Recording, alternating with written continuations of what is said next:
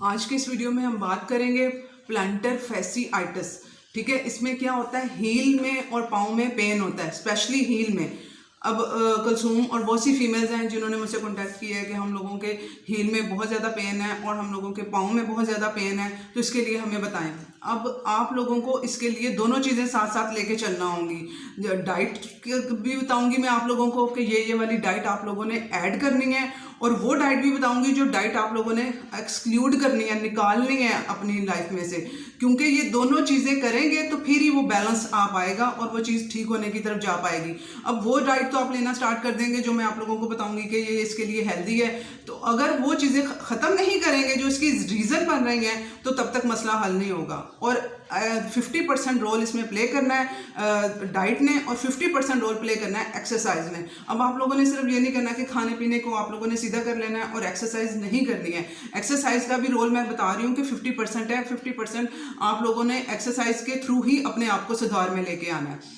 اس کی ڈیٹیل میں سٹارٹ کرتی ہوں. اس سے پہلے سعدیہ نے مجھے رات کو کانٹیکٹ کیا تھا کہ اس کے بیٹے کی ناک کی جو وینز ہیں اندر، اس میں سے بلیڈنگ اس میں سے ہو رہی ہے. اور بھی بہت سے لوگ ہوں گے جن کو یہ ایشو ہو رہا ہوگا، کیونکہ اب سردیاں ہیں، سردیوں میں ڈرائی فروٹس وغیرہ، گرم چیزیں وغیرہ کھا رہے ہوتے ہیں، تو اس کی وجہ سے کیا ہوتا ہے کہ اندر وہ ڈرائنیس بھی گرمی کی وجہ سے، ٹھیک ہے، اگر وہ بھگو کے نہ چیزیں کھائی جائیں تو پھر گرمی تھوڑی ہو جاتی ہے، گرمی کی وجہ سے وہ ڈرائنیس آ جاتی ہے، اور وہ ان میں آلریڈی ڈرائنیس ہوتی ہے ان کی باڈی میں، اور ان کی جو نوز کی یہ وینز ہوتی ہیں یہ بہت پتلی ہوتی ہیں، تو اس وجہ سے وہ ڈرائنیس ہونے کی وجہ سے وہ پھر وہ وینز جو سی ہیں وہ پھٹ جاتی ہیں یا رپچر ہو جاتی ہیں، جس کی وجہ سے وہ بلیڈنگ ہوتی ہے. تو اس کے لیے آپ لوگوں نے کیا کرنا ہے کہ گڈ آئلز ایڈ کرنے ہیں آپ لوگوں نے اپنی ڈائٹ میں.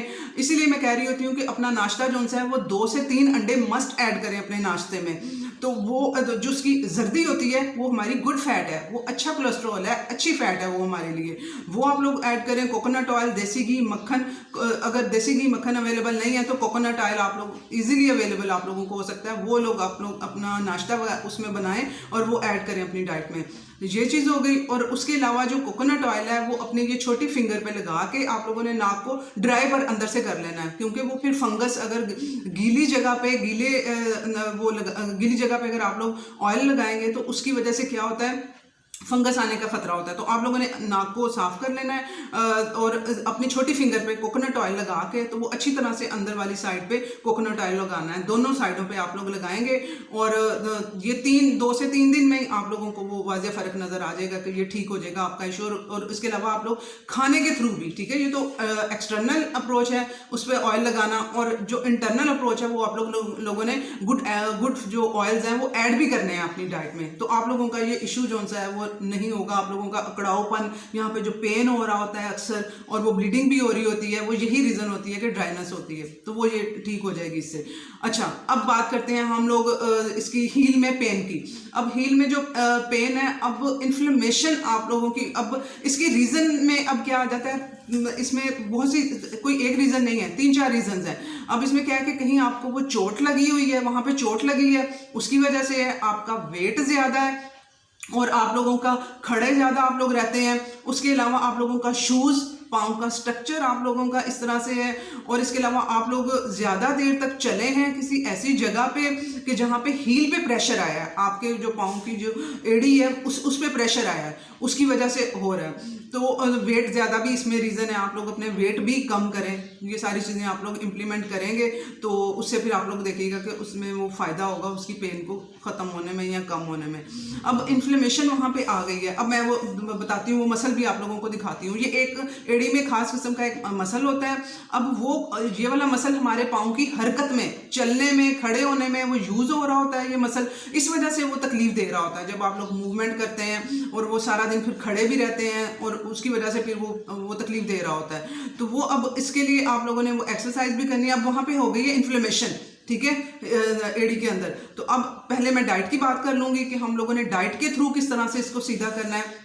انفلیمیشن ہوئی ہے، اب آپ لوگوں کا وائٹامن D3 ڈیفیشنٹ ہے آپ لوگ، ٹھیک ہے. کیونکہ جب یہ تھوڑے ایشو اگر کسی کے ساتھ ہو بھی رہے ہوں لیکن اس کی باڈی میں اسٹرانگنیس ہو، اس کا جو انفلیمیشن ختم کرنے والی چیزیں اندر نیوٹرینٹس موجود ہوں تو اس کو یہ تکلیف نہیں ہوگی. اب وائٹامن 3 ڈیفیشنسی کی وجہ سے بھی یہ ایشو آپ لوگوں کو آ رہا ہوگا. آپ لوگوں نے اپنا وائٹامن D3 लेवल भी अप करना है, क्योंकि वो फिर एंटी इन्फ्लेमेटरी है, वो सोजिश को ख़त्म करने वाला है विटामिन D3। तो वो आप लोग जब हाई करेंगे तो आपकी इन्फ्लेमेशन को, क्योंकि एक चीज़ से नहीं होगा, ये सारी चीज़ें आप लोग मिलके काम करेंगे तो कितना आला किस्म का देखिएगा काम होगा आपको। और क्या करते हैं लोग उसके लिए, मुझे पूरा यकीन है कि आप लोग डॉक्टर्स के पास भी गए होंगे, आप लोगों ने मेडिसिन भी यूज़ की होगी, एंटीबायोटिक्स आप लोगों ने ली होंगी, इंजेक्शन के थ्रू भी ट्रीटमेंट करवाया होगा, लेकिन वो वक्ती तौर पे थोड़ी देर के लिए उसने दर्द को रोका होगा, उसका परमानेंट सोल्यूशन नहीं निकला होगा, वो आराम नहीं आया होगा।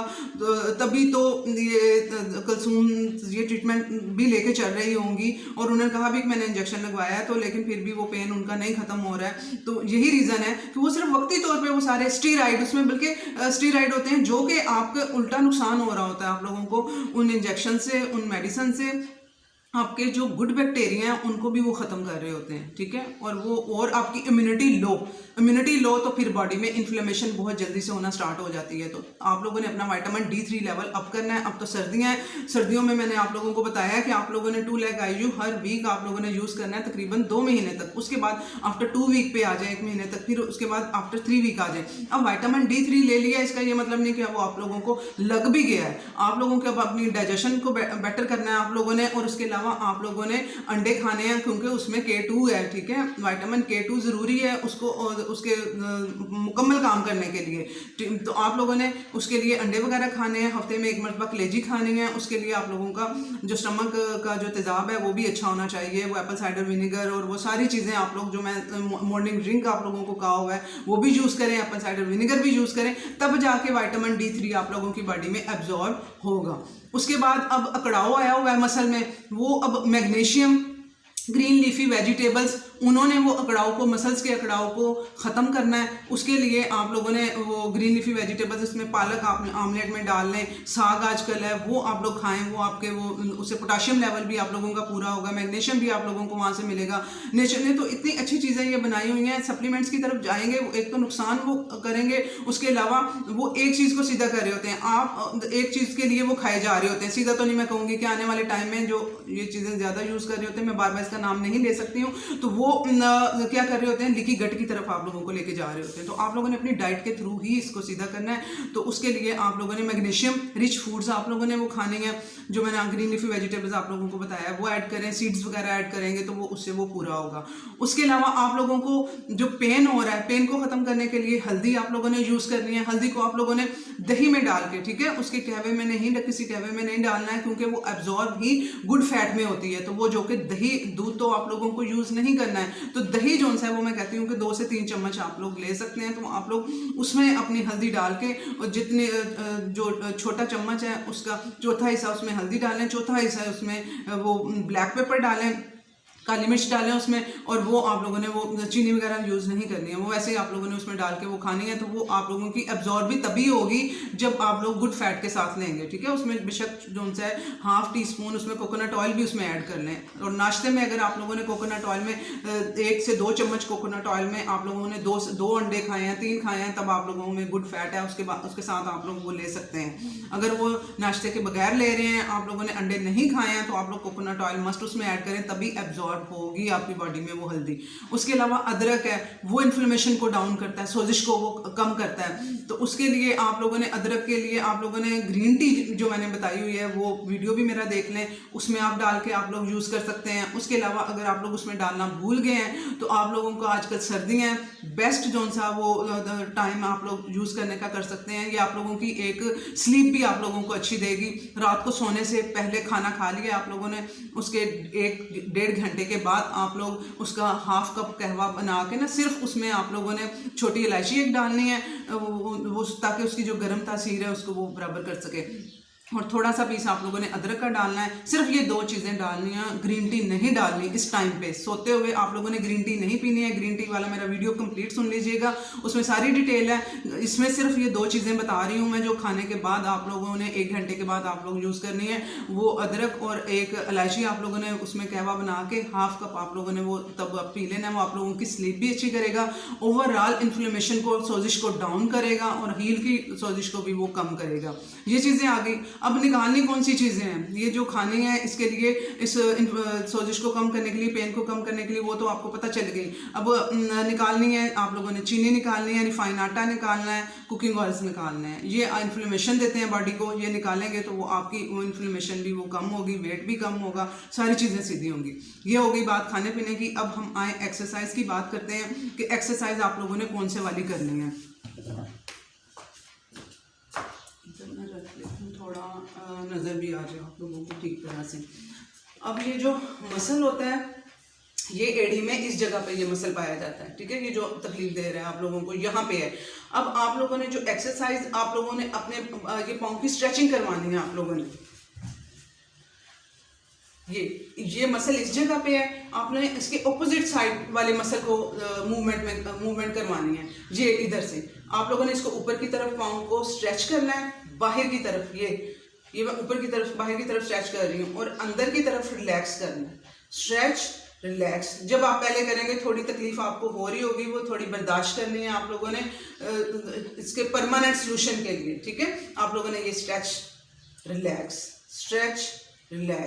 ठीक है। पाँव को पकड़ के मैं बाहर की तरफ मूव करवा रही हूँ, स्ट्रेच करा रही हूँ, इधर कुछ नहीं कर रही मैं हील को, ये वही है यहाँ पे इसकी ऑपोजिट डायरेक्शन में, यहाँ पे इस जगह पे मैं मूव करवा रही हूँ। ये बाहर रिलैक्स, स्ट्रेच रिलैक्स, बाहर की तरफ खिंचाव लाना है इसको और रिलैक्स करना है इसको अंदर की तरफ। ये मूवमेंट, ठीक है, दोनों पाँव में है। आप लोग दोनों पाँव की कर लेंगे तो दोनों में फायदा हो जाएगा ना, कि मसल स्ट्रॉन्ग होंगे आप लोगों के, मूवमेंट में आएंगे और ब्लड सर्कुलेशन भी यहाँ पे होएगी।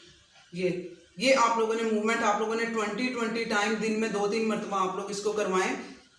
ये 5 to 10 मिनट आप लोग एक टाइम पे करवा लेंगे तो एक टाइम ही गर्म हुआ होता है मसल, तो वो ज़्यादा अच्छा रह जाएगा, ठीक है। ये एक एक्सरसाइज आप लोगों ने करनी है। उसके बाद आप लोगों ने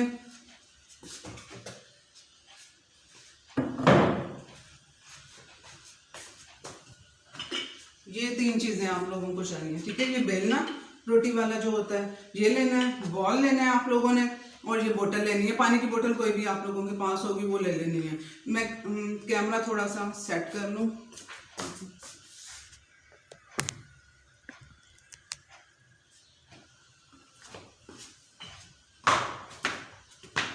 ये अब आप लोगों ने इसे नीचे रख के बॉल को इसके ऊपर अपने पाँव को मूव करवाना है। ये एक ही जगह पे खड़े हो जाना है आप लोगों ने और बॉल नीचे रखना है, और ये पूरा पाँव इसके साथ मैं मूव करवा रही हूँ, ठीक है। आहिस्ता आहिस्ता करके उस एड़ी की तरफ भी ले जाना है। पहले दिन नहीं जा पाएगा, कोई बात नहीं, पहले दिन ये पंजों से स्टार्ट करें, जो आगे वाला जो है पंजा वहाँ से स्टार्ट करें, और ये बॉल के साथ ये अपने पूरे पाँव को मूव करवाना है इस तरह से करके।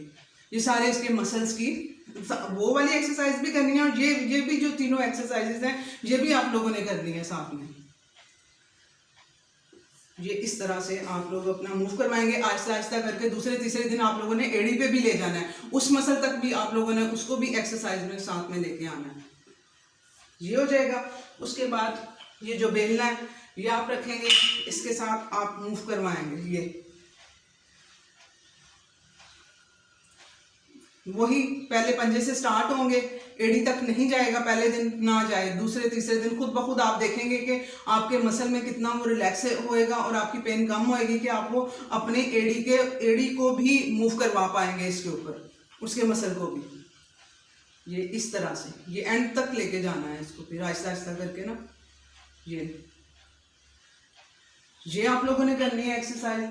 3rd नंबर पे आपने कोई भी बोतल ले लेनी है, और इसमें होल्ड एंड कोल्ड थेरेपी से कहते हैं। मैंने तो ये, मेरे पास दूसरी बोतल नहीं थी तो मैंने ये पकड़ी है। आप लोगों ने प्लास्टिक की जो बोतल होती है नेस्ले की, वो ले लेनी है। उसमें आपने पानी डाल के फ्रीजर में रख देना है, अंदर बर्फ जमी हुई हो, ठीक है। इसे हॉट एंड कोल्ड थेरेपी कहते हैं, कि ठंडा और गर्म हम लोगों ने अपने पाँव को लगवाना है।